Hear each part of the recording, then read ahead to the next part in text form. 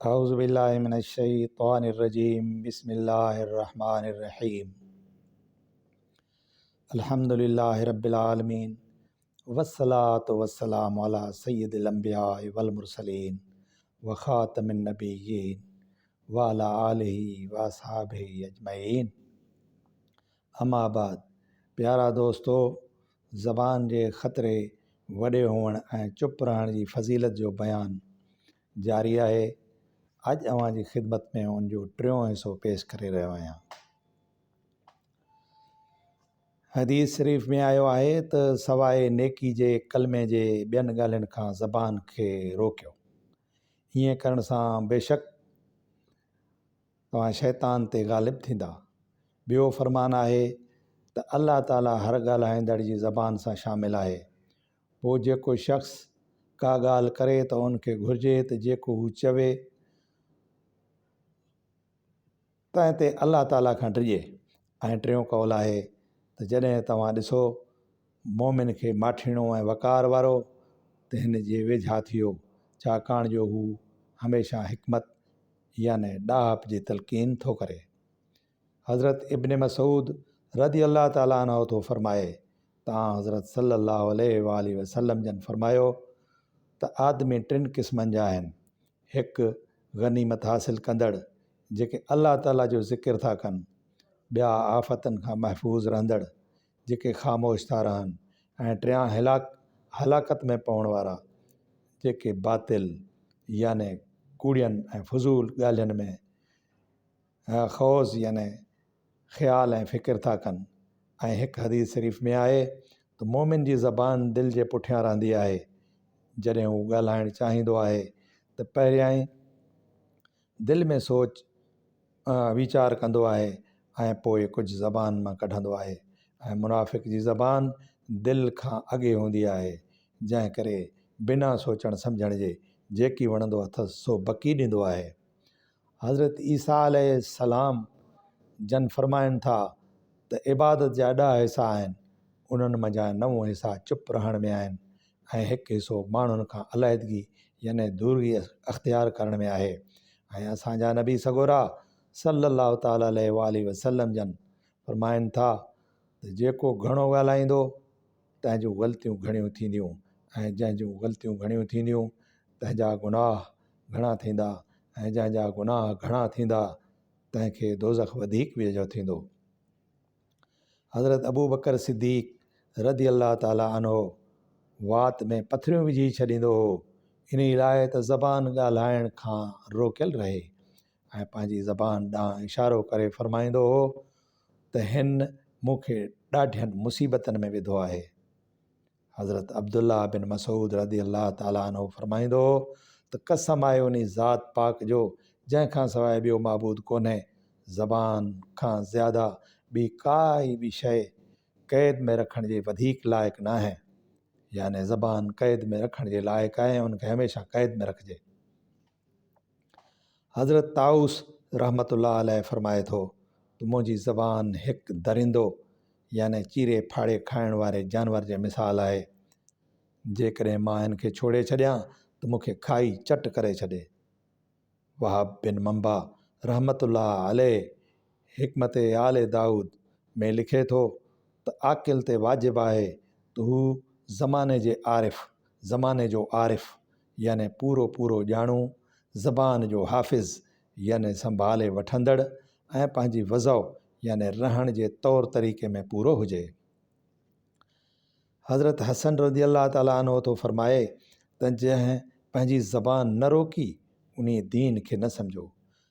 हज़रत औज़ाई फरमाए थो त असांखे उमर बिन अब्दुल अज़ीज़ रहमतुल्लाह अलैह लिखियो हो त जेको मौत खे वधीक यादि कंदो उहो दुनिया जे थोरी शइ ते क़िनात कंदो, ऐं जेको पंहिंजे ॻाल्हाइण खे हिकु अमल करे सम्झंदो उहो बेसूद ऐं बेफ़ाइदे ॻाल्हियूं थोरियूं कंदो।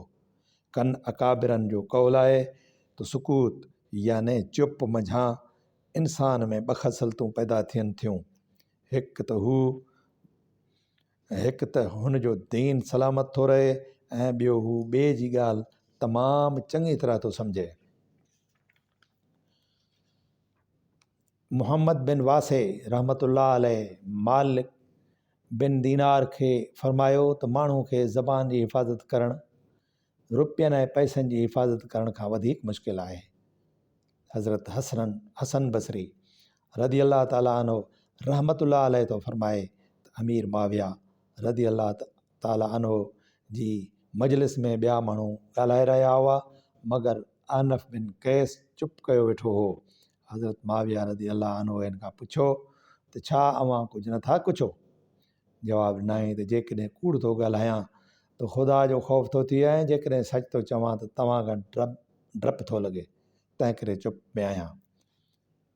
अबू बकर बिन अयाश रदी अल्लाह ताला अनो हज़रत अबू बकर बिन अयाश रहमतुल्लाह अलैह फरमाए थो त हिकु दफ़े 4 बादशाह अची गॾु थिया।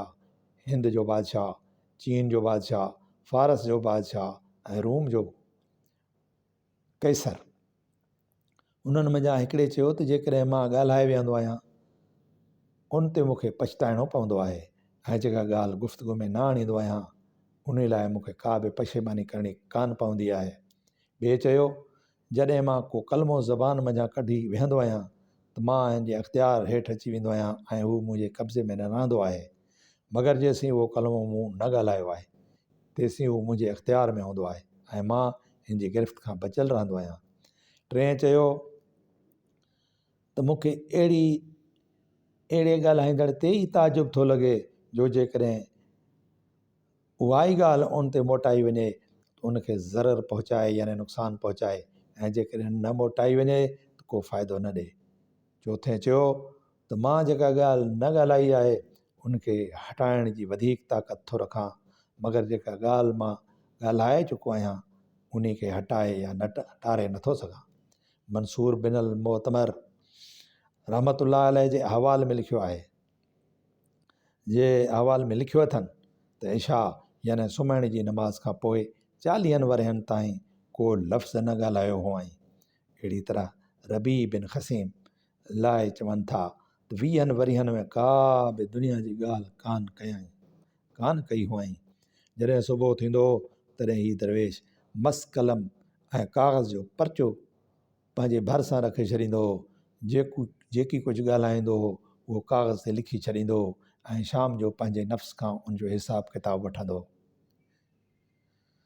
साईं ही सुकूत यानी चुप जा फ़ज़ाइल आहिनि ऐं सुकूत जे अफ़ज़ल हुअण जो सबबु ही आहे त ॻाल्हाइण में समय याफ़्तूं आहिनि जहिड़ो ख़ता, कूड़, गिला, चुगली, रिया, निफ़ाक़, फ़हश, तकरार वग़ैरह ऐं पंहिंजो पाण खे पाक चवणु, बातिल ॻाल्हियुनि में ख़ौज़ ऐं ख़्यालु करणु, ख़ुसूमत यानी जहिड़ो फ़साद ज़्यादा ॻाल्हाइणु, ॻाल्हि बदिलाइणु, घटाइणु वधाइणु, ख़ल्क़ खे ईज़ाइणु, पर्दादरी करणु, इहे सभु ज़बान चोरण सभु मां ई था थियनि।